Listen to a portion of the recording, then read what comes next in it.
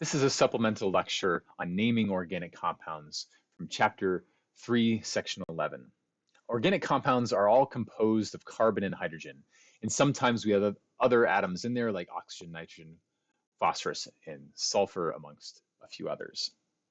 For that reason, we call organic compounds only containing carbon and hydrogen hydrocarbons, and we also have functionalized hydrocarbons that contain other elements in addition to the carbon and hydrogen.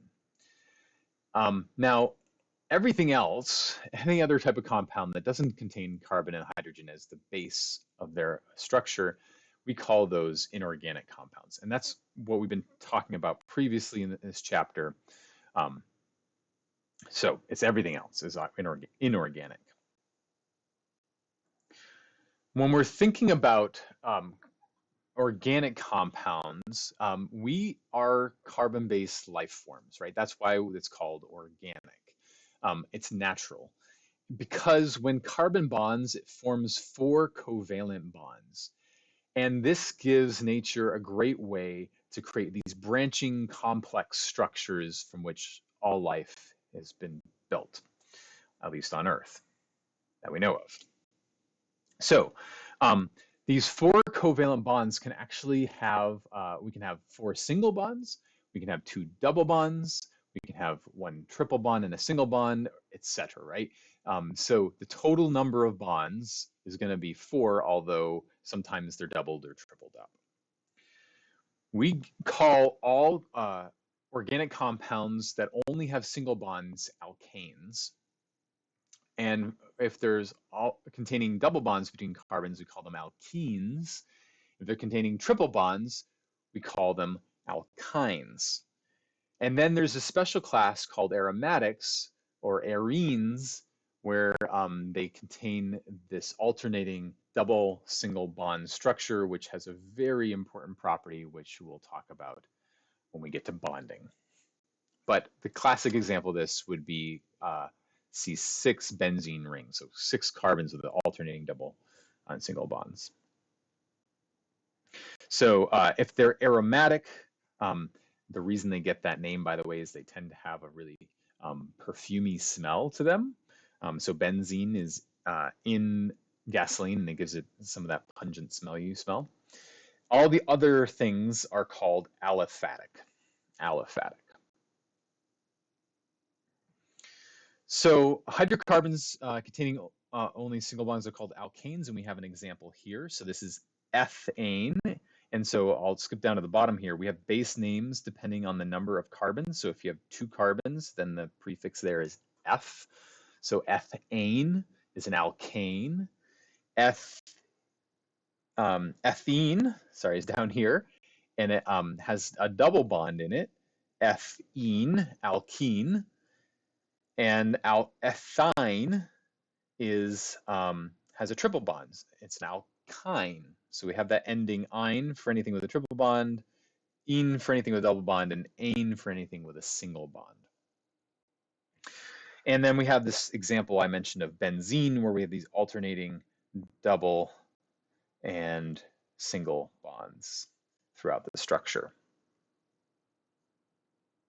Notice in each of these cases, the carbon has 4 bonds. So this carbon has 4 single bonds.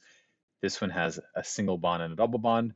This one has a double bond and 2 single bonds, etc. And we mentioned there are functionalized hydrocarbons. There are functional groups, or these typical structures containing atoms that are not carbon and hydrogen, that we can find on organic compounds.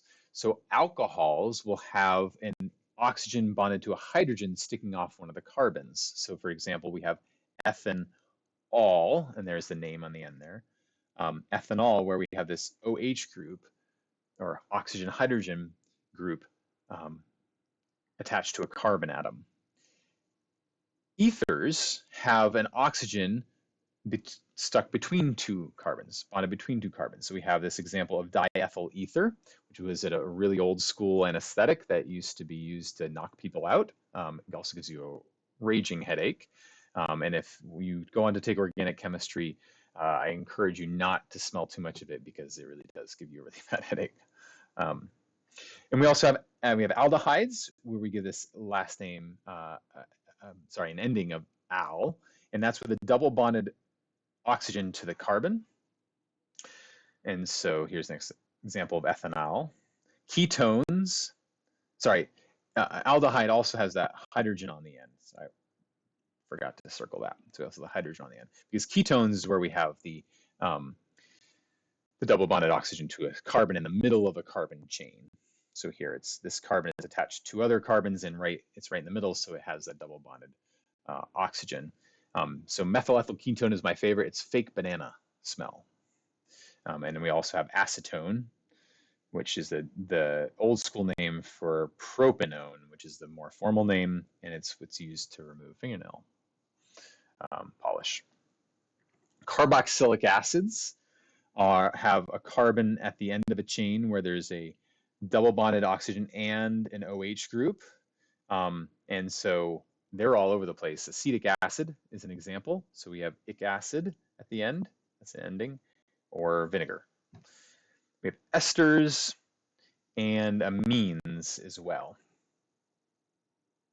Amines tend to be pretty stinky.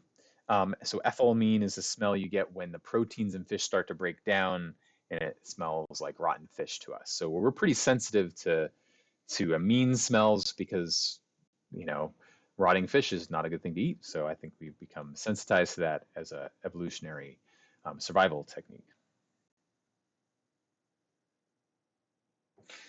Okay, next time we're going to talk about how to calculate formula mass, molar mass, percent composition, empirical and molecular formulas.